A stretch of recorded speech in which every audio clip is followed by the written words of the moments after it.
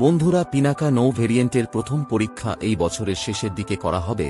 এটি ৭৫ kilometre range পর্যন্ত target করতে পারে। প্রতিরক্ষা গবেষণা ও উন্নয়ন সংস্থা ডিআরডিও কর্তৃক সফল অভ্যন্তরীণ পরীক্ষার পর এই উন্নয়ন করা হয়েছে এবং নৌ ও বিমান বাহিনীর জন্য পিনাকা রকেট সিস্টেম সম্প্রসারণের একটি বৃহত্তর উদ্যোগের অংশ। নৌবাহিনীর এই রূপটি বিশেষভাবে জলের নিচে অভিযান এবং সাবমেরিনের বিরুদ্ধে প্রতিরোধ ব্যবস্থার জন্য তৈরি করা হয়েছে, যা নৌযুদ্ধের পরিস্থিতিতে এর বহুমুখিতা বৃদ্ধি করে।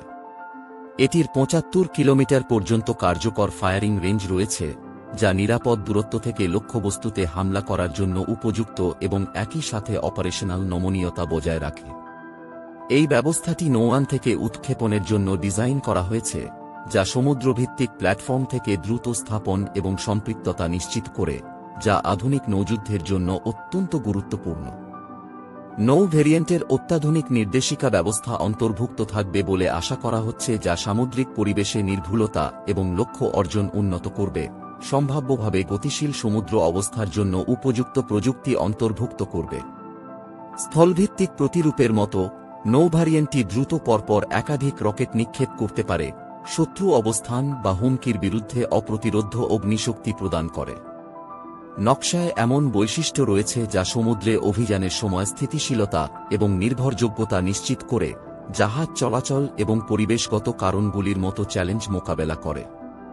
এই পরীক্ষাগুলি ভারতীয় নৌবাহিনীর মধ্যে উন্নত আর্টিলারি সিস্টেমের একীকরণের ক্ষেত্রে একটি গুরুত্বপূর্ণ মাইল ফলক হিসেবে চিহ্নিত হবে বলে আশা করা হচ্ছে, যা ইতিমধ্যেই এই উন্নয়নের জন্য প্রয়োজনীয় অস্থায়ী কর্মীদের গুণগত প্রয়োজনীয়তা প্রদান করেছে।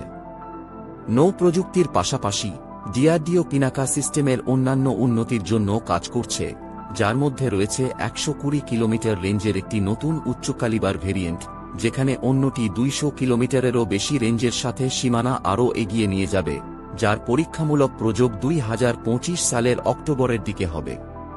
পিনাকা সিস্টেমের আরও শক্তিশালী সংস্করণ, যা ২০০ কিলোমিটারের বেশি দূরত্বে লক্ষ্যবস্তুতে আঘাত করার জন্য ডিজাইন করা হয়েছে, এর জন্য একটি নতুন ক্যালিবার এবং লঞ্চার সিস্টেমের প্রয়োজন হবে বলে আশা করা হচ্ছে। এটি ক্ষমতার একটি উল্লেখযোগ্য আপগ্রেডের ইঙ্গিত দেয়, সম্ভবত বর্ধিত পরিসর এবং কার্যকারিতা অর্জনের জন্য উন্নত প্রযুক্তি এবং নকশা পরিবর্তনের প্রয়োজন। পিনাকা মাল্টিব্যারেল রকেট লঞ্চার সিস্টেমের স্থলভিত্তিক এবং নৌ উভয় ভেরিয়েন্ট রয়েছে, প্রতিটি নির্দিষ্ট অপারেশনাল পরিবেশ এবং প্রয়োজনীয়তার জন্য ডিজাইন করা হয়েছে। স্থলভিত্তিক রূপটি মূলত স্থল অভিযানে আর্টিলারি সহায়তা প্রদানের উপর দৃষ্টি নিবদ্ধ করে, যখন নৌ ভেরিয়েন্টটি সামুদ্রিক যুদ্ধের জন্য তৈরি করা হয়েছে, যা নৌযুদ্ধে আরও নমনীয়তা এবং সহযোগিতা প্রদান করে। নৌ ভেরিয়েন্টের উন্নতির লক্ষ্য আক্রমণাত্মক এবং প্রতিরক্ষামূলক উভয় সামুদ্রিক অভিযানে ভারতের ক্ষমতা বৃদ্ধি করা।